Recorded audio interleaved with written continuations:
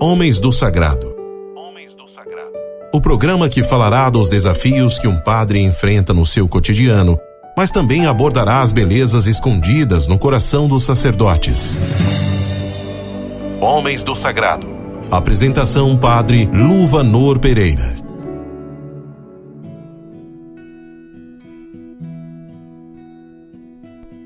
Em nome do Pai, do Filho e do Espírito Santo. Amém. Amado rádio ouvinte, querido internauta, estamos iniciando nesta emissora o programa Homens do Sagrado. Programa esse que nos permite uma vez por semana nos encontrarmos para ouvir a voz de Deus que fala ao nosso coração. Acolho você, sua família, daqui de Goiânia, eu, Padre Luvanor, formador no Seminário Interdiocesano. Meu abraço aos que se preparam dentro dos seminários para que mais tarde possam se tornar bons padres, aos nossos seminaristas. Um abraço a você, seja muito bem-vindo. Bem-vindo também você, caro padre, aos religiosos, membros das novas comunidades, ao querido povo de Deus que ouve sempre o nosso programa. É uma alegria tê-los aqui. Vamos juntos meditar o tema de hoje. Nós dividiremos o tema desse programa em duas partes. Falaremos hoje sobre o que provoca a queda de um sacerdote e no programa da próxima semana falaremos sobre o caminho para a sua ressurreição. Baseado no livro O Sacerdote Não Se Pertence, de autoria do venerável Fulton Sheen, temos alguns pontos. Durante um retiro e com frequência nas horas tranquilas de meditação, o sacerdote mostra-se descontente com a própria mediocridade e se pergunta como é que foi cair na indiferença espiritual. Um estudo da história de Pedro mostra que o declínio pode ser atribuído a inúmeras causas, e a primeira delas é a negligência na oração. Na queda de Pedro, quando ele chega a negar Jesus, o primeiro passo dessa queda é a falta de oração. Ao entrar no Getsêmani, nosso Senhor só pediu isso: orai e vigiai para não cairdes em tentação. Nosso Senhor procurou aquele que chamara de pedra, mas não se dirigiu a ele como Pedro. Falou a ele em seu lado humano, na fraqueza de sua carne. Simão, disse ele. Simão dormia profundamente, e esse foi o primeiro passo na queda de Pedro. Não velou, não rezou, mas não foi naquela noite que Pedro perdeu a batalha. Sua derrota fora se preparando nas semanas anteriores. A vida do sacerdote, que se passa boa parte em público, deve ser revigorada interiormente com a oração e a vigilância. São João nos diz: sem mim nada podeis fazer. Esta palavra atribuída aí ao próprio Jesus Cristo, que dizia isso aos apóstolos. Pedro adormeceu quando foi chamado a rezar. Esse é o primeiro passo na queda do sacerdote.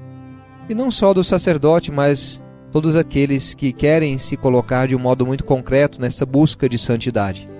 O passo seguinte, no declínio da vida espiritual do sacerdote, é a substituição da oração pela ação. Está agora ocupado demais para rezar. Não tem tempo para meditação. Torna-se tão ativo e entrega-se a visitas sem fim, encontros e conferências, ocupado demais para estar de joelhos. A ação de Pedro naquela noite simboliza todos os sacerdotes que evitam as obrigações do sacerdócio em troca de muitas ocupações. Alguns se entregam à paixão de construir, outros à organização paroquial, outros a uma fileira de conferências, reuniões de pastorais, viagens, coisas estas que ocupam o lugar da oração.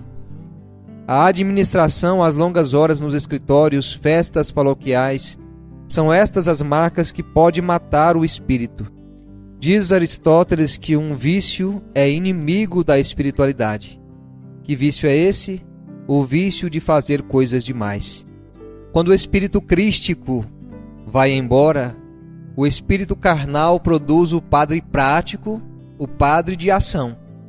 É então, parafraseando aqui aquela frase de São Bento, ora et labora, é então o padre prático, o padre da ação, que labora, mas não ora.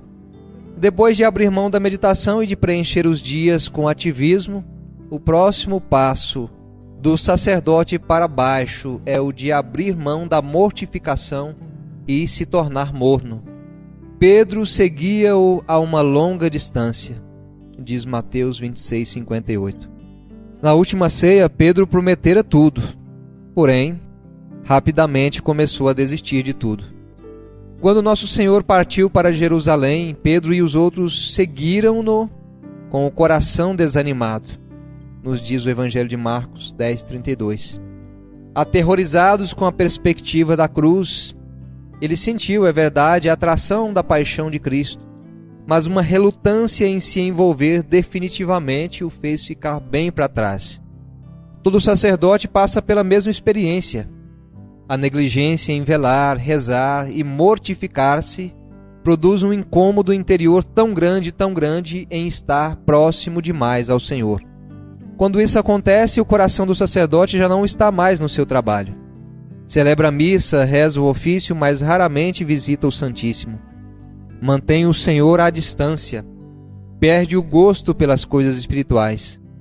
Compara-se não com os que são melhores, mas com os que são piores. Abre mão das leituras espirituais, não prepara os sermões. Eles são, em sua maioria, críticos e queixosos. Tudo o que consegue fazer é projetar sua própria mediocridade sobre os outros. Sua alma está vazia. Quem não progride na perfeição, cai na imperfeição. Um jardim abandonado enche-se de mato. Cercas brancas não permanecem brancas, vão aos poucos se tornando cinzentas e depois pretas. Não há planícies na vida espiritual. Subimos ou descemos o monte. Assim que deixamos de remar contra a corrente, as águas nos levam rio abaixo.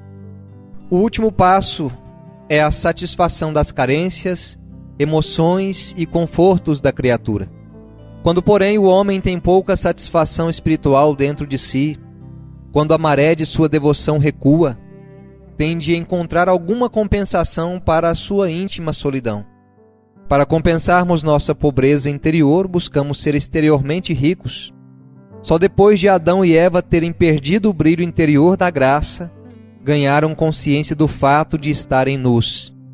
É quase universalmente verdade que a ostentação exterior excessiva revela pobreza interior e nudez de alma.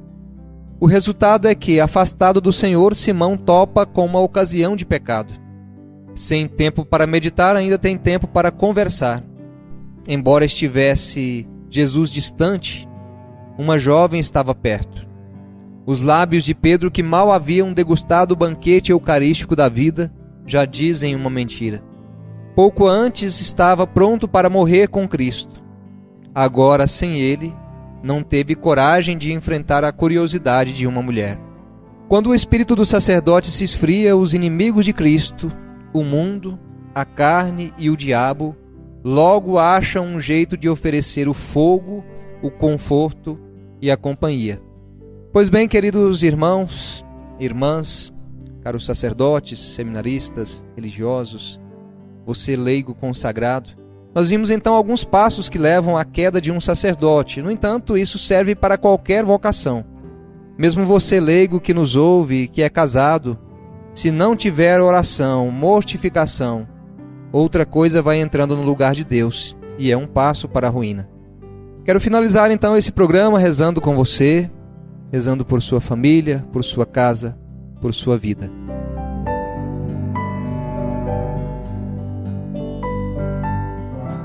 Senhor Jesus, Tu que ressuscitaste daquele sepulcro, o sepulcro está vazio. Venha também hoje tirar o ouvinte deste programa de qualquer sepulcro que ele tenha entrado. Sepulcro da falta de fé, sepulcro da falta de oração.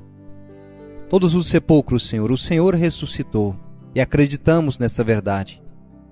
Ressuscita-nos contigo, Senhor. Amém. Fique com Deus, amado rádio ouvinte, e que a bênção de Deus esteja sobre você, em nome do Pai, e do Filho e do Espírito Santo. Amém. Nos encontramos no próximo programa. Fique com Deus. Sacerdote, sal da terra, sacerdote, luz do mundo, assim falou Jesus. Sacerdote, morte em vão procuro outra missão maior do que a tua, maior que a tua é a do próprio Deus.